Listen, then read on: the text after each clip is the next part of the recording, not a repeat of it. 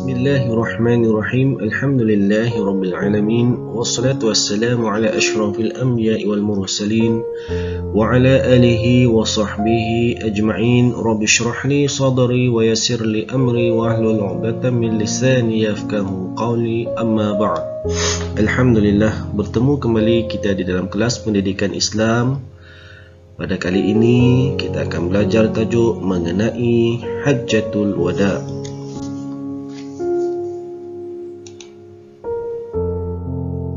Firman Allah Subhanahu wa taala, A'udzu billahi minasy syaithanir rajim. Bismillahirrahmanirrahim. Al-yawma akmaltu lakum dinakum wa atmamtu 'alaikum ni'mati wa raditu lakumul Islam madina. Surah Al-Maidah ayat yang kelima, maksudnya, pada hari ini aku telah sempurnakan bagi kamu agama kamu, dan aku telah cukupkan nikmatku kepada kamu, dan aku telah redha Islam itu menjadi agama untuk kamu.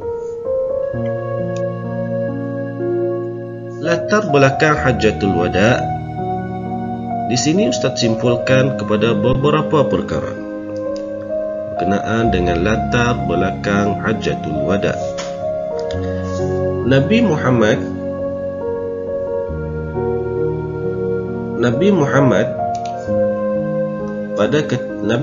sallallahu alaihi wasallam pada ketika itu sudah 9 tahun berada di Madinah dan tidak pernah mengerjakan haji, sehinggalah pada bulan Zulqa'dah tahun ke-10 Hijrah Nabi membuat pengumuman untuk mengerjakan haji pada tahun tersebut. Apabila kaum muslimin mendengar berita bahawa baginda hendak mengerjakan haji, ramai yang mahu menyertai baginda. Bilangan mereka sekitar 90,000 orang. Nabi Muhammad sallallahu alaihi wasallam dan kaum muslimin berangkat ke Mekah pada 25 Zulqa'dah tahun ke-10 Hijrah.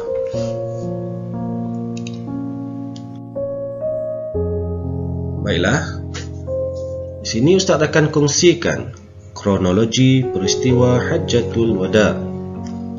Yang pertama, di Zulhulaifah.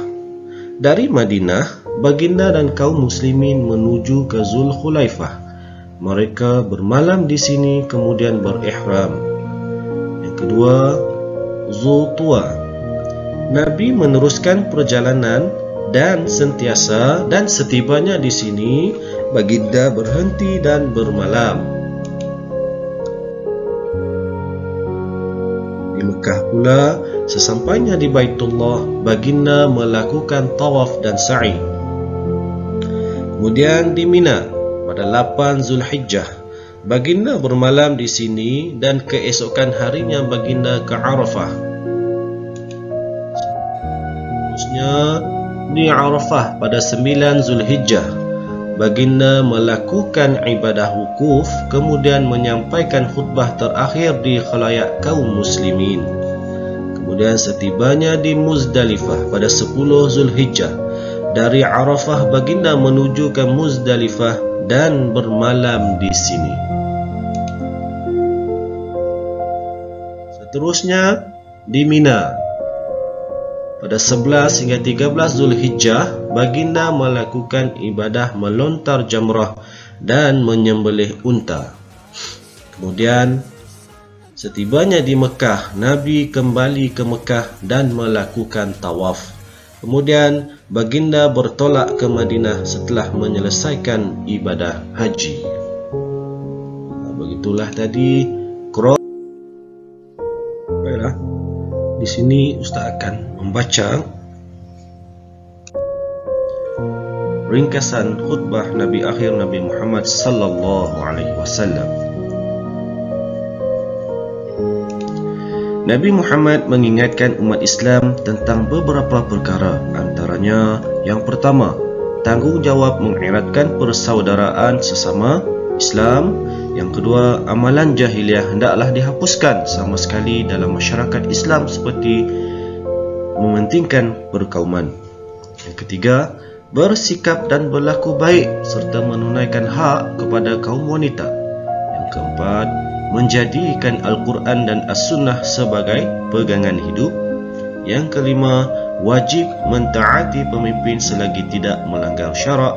Yang keenam, mendirikan solat fardu 5 waktu, berpuasa, menunaikan zakat dan haji. Dan yang terakhir, menjauhi riba kerana riba adalah haram.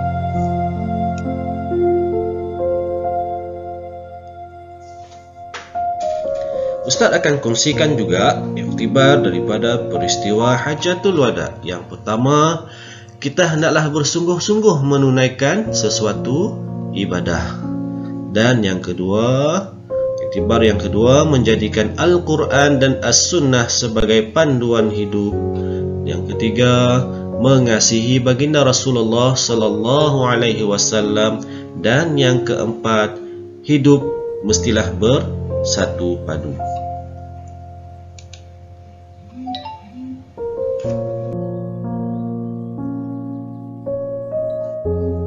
Baiklah, rumusan daripada tajuk yang kita belajar hari ini berkenaan dengan Hajjatul Wada. Dalam peristiwa Hajjatul Wada, Nabi Muhammad mengajar kita cara melaksanakan ibadah haji dan meninggalkan pesanan buat umat Islam supaya kita memperoleh kejayaan di dunia dan di akhirat. Baiklah, inilah